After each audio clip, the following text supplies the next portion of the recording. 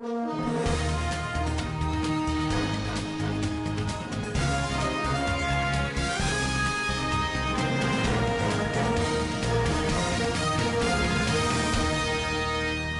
and welcome to Standard Voice Television Global News at 3 o'clock today, 9th March 2026. Equivalent Islamic calendar, 20th Ramadan, 1447 after the hijrah of the noble prophet. In the headlines, President Tinubu describes women as imprint in Nigeria's development. The First State First Lady Huria Dauda Lawal harps on investing in women. Federal government distributes fertilizer to strengthen domestic food production and fight food insecurity. And on the international scene, Iran names Mujtaba Khamenei new supreme leader after Ali Khamenei's death. And on sport news, Cricket Federation says hosting women's T20 tournament elevates Nigeria's status. Details of these and more will come to you in the news bulletin. I am Sumaya Mustafa. President Bola Ahmed Tinubu has celebrated women at home and in the diaspora, describing them as central to Nigeria's development and progress. Tinubu, in a message to commemorate the 2026 International Women's Day, said women across different sectors of society continue to demonstrate resilience, courage and determination that sustain the nation. The Nigerian leader noted that women play vital roles in the nation building, describing them as mothers, entrepreneurs, professionals and citizens who contribute significantly to the country's development. The president also acknowledged the historical and contemporary contributions of women to Nigeria's democratic growth and socio-economic advancement. Also, the First Lady, Oluremi Tinubu, in a message to mark the day, stressed that empowering women goes beyond charity and is central to national growth. Moving on, Nigeria has joined the global community in commemorating the 2026 International Women's Day with the theme Give to Gain and the UN theme Right, Justice and Action for All Women and Girls. A Kaduna-based lawyer, Barrister Gloria Mabiam-Balasin, stressed that there is need for countries to be intentional around the rights of women. The day is marked March 8 annually across the globe. Standard Voice Television, Charity Taylor completes the report. Barrister Balasin highlighted that countries have given opportunities to women to lead as presidents, saying such countries should serve as an example to the world that women can be good leaders globally. There are countries that have been able to have women presidents, which means they respect the ability for women to lead and to see them as fully human, like in Liberia. And we need to see that replicated around the world. That women are seen as fully human. Balasin noted, people cannot fight for their rights if they do not know that such rights exist. And just that sense of agency enables them to also push for the enforcement of their rights. Because people are unable to know how to push for the respect of their fundamental rights if they do not know that those rights exist and if they do not have a proper feeling of self.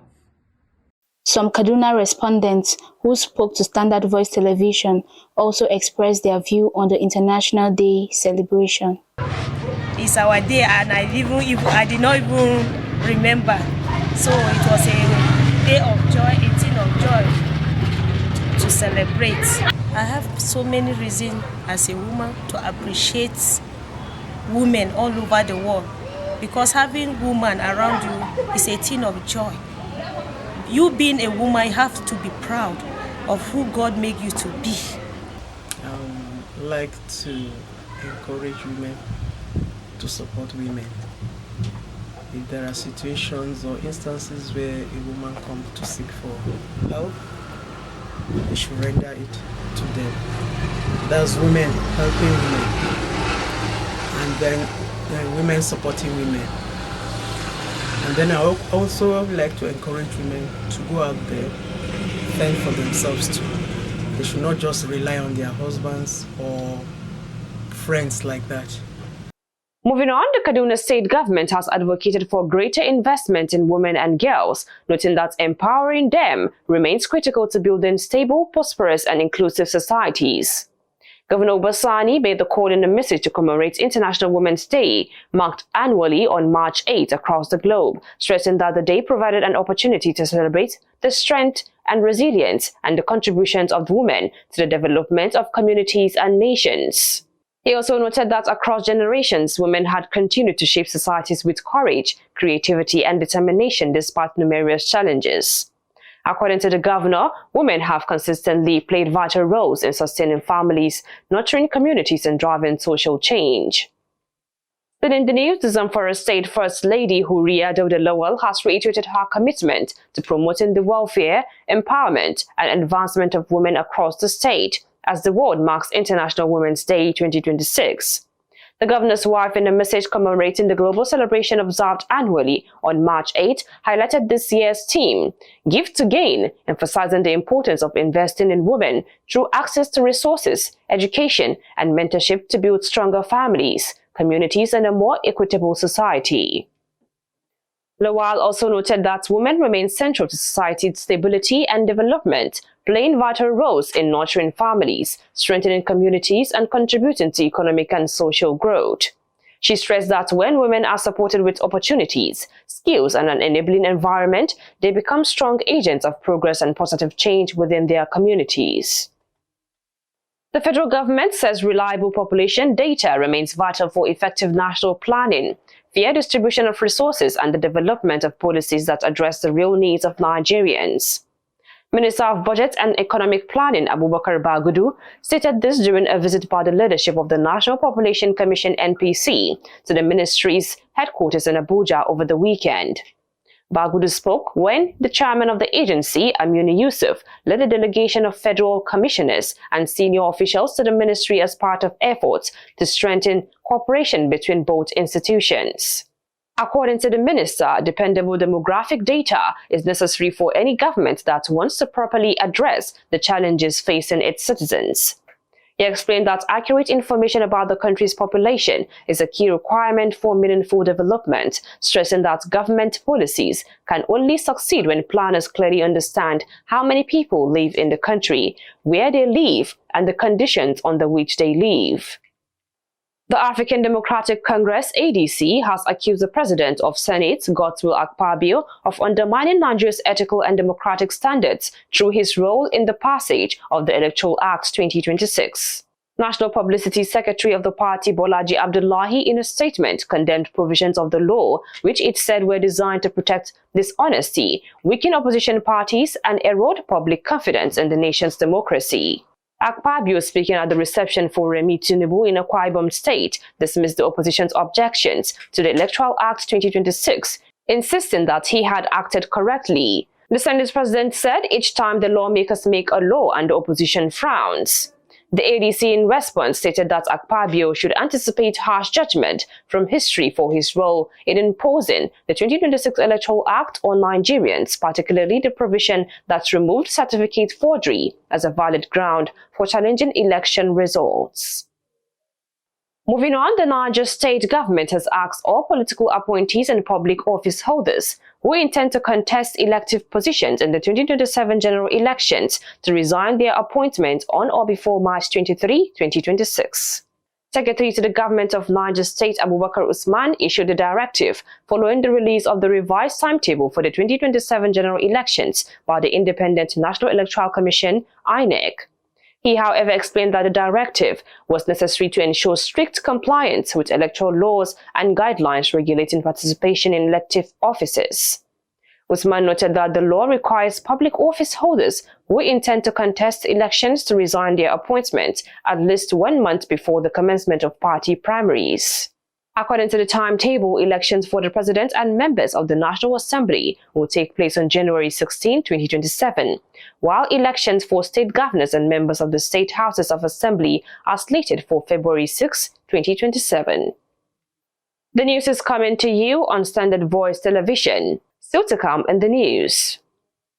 Federal government distributes fertilizer to strengthen domestic food production and fight food insecurity. On the international scene, we will bring to you that Iran names Mojtaba Khamenei new supreme leader after Ali Khamenei's death. And on sports update, Cricket Federation says hosting Women's T20 tournament elevates Nigeria's status.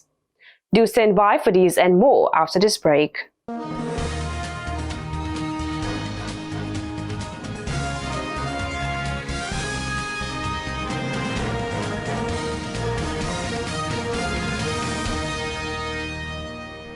Welcome back from that short break, and now the news continues.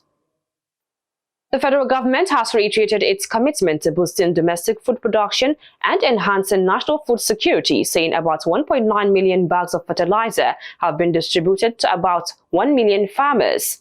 Minister of Agriculture and Food Security Abubakar Kyari disclosed this in Abuja during the ministry's quarterly stakeholder engagement, attended by members of the media, civil society organizations, farmer associations, agro-allied groups, professional bodies, development partners, and donor agencies. Kyari highlighted other achievements, including the distribution of 12,000 liters of organic fertilizer to promote sustainable soil management, strengthening regulatory frameworks, and forging international partnerships with Russia, Turkey, India, and Canada to enhance fertilizer production and facilitate technology transfer. The forum designed to review the ministry's performance and gather recommendations to help country achieve food sovereignty and reduce reliance on food imports. Still in the news, the Nigerians in Diaspora Commission, NIDCOM, has condemned the arrest of 42 Nigerians in Mozambique, describing the action as unacceptable and calling for their immediate release. The chairman of the commission, Abike Dabiri Rewa, in a statement issued in Abuja and signed by NIDCOM Director of Media, expressed worry that the Nigerians were allegedly arrested without any formal charges being filed against them. The NIDCOM boss, while describing the incident as distasteful and worrying, stressed that if any of the individuals had violated Mozambican laws, the appropriate step would be to arraign them before a court of competent jurisdiction rather than detain them without explanation. She noted that the alleged selective arrest of Nigerians suggests what could be described as a xenophobic action against Nigerian citizens and urged the Mozambican authorities to either immediately release the detained Nigerians or follow due legal process by formally charging them in court. And on business news, the Nigerian Midstream and Downstream Petroleum Regulatory Authority (NMDPRA) says variations in fuel pump prices are a direct result of market dynamics on the Nigeria's deregulated downstream petroleum sector. Spokesperson for the agency, George Eneita, made this known in an interview with journalists in Abuja while reacting to the recent increase in fuel pump prices linked to the ongoing Middle East crisis. Eneita explained that the variations in pump prices across the country are not due to regulatory interference but are driven by supply and demand forces within the market. Nigerians have raised worries about the justification for the increase in petrol pump prices and its implications for the country. And on the international news, Iran has named Mujtaba Khamenei as the country's new supreme leader following the killing of his father, Ali Khamenei. The resolution was announced by the Assembly of Experts, the clerical body responsible under Iran's constitution for selecting the country's supreme leader. State media, the assembly in a statement said Mujtaba Khamenei was chosen after a decisive vote and called on citizens to remain united and support the new leader. The statement also urged Iranian elites and intellectuals of the seminaries and universities to pledge allegiance to the leadership and help preserve national unity. The appointment is coming days after the death of Ali Khamenei, who had served as Iran's supreme leader since 1989. He was reportedly killed on February 28 during a joint military operation by the United States and Israel targeting leadership sites in Tehran amid escalating regional tensions. Still in the news, the United Nations UN has cautioned that despite decades of advocacy and reform, no country in the world has yet achieved full equality between women and girls and men. The UN, which raised the concern to mark the 2026 International Women's Day, said it could take a century for women and girls to have the same rights as men. The organization, while citing a new report titled Ensuring and Strengthening Access to Justice for All Women and Girls, disclosed that women worldwide hold just 64% of the legal rights awarded to men. It is also noted that this persistent legal discrimination leaves women and girls vulnerable to exclusion, violence, and systematic disadvantage of every stage of life. According to the Executive Director of UN Women, Sima Bahous, when women and girls are denied justice, the damages go far beyond any single case. And lastly, on sport news, the Nigeria Cricket Federation says hosting the Women's T20I Invitational Tournament will assist in positioning Nigeria as a destination for international women's cricket in Africa. President of the Federation, Uyak Pata, who made the assertion, noted that the tournament is established as West Africa's premier women's international cricket event, serving as a high-performance platform for emerging the elite female cricketers across the continent while strengthening international cricket pathways.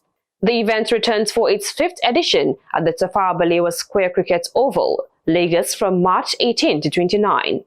Participating teams are expected to arrive in Lagos on March 18, with matches beginning shortly after and running throughout the game window before concluding with the final fixtures and official departures on March 29, 2026.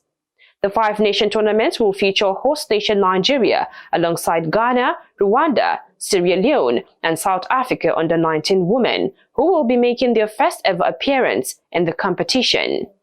Finally on the news, the recap of the top stories again.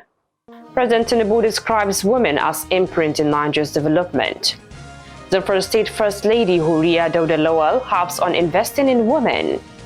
Federal government distributes fertilizer to strengthen domestic food production and fight food insecurity. And on the international scene, Iran names Mujtaba Khamenei new supreme leader after Ali Khamenei's death.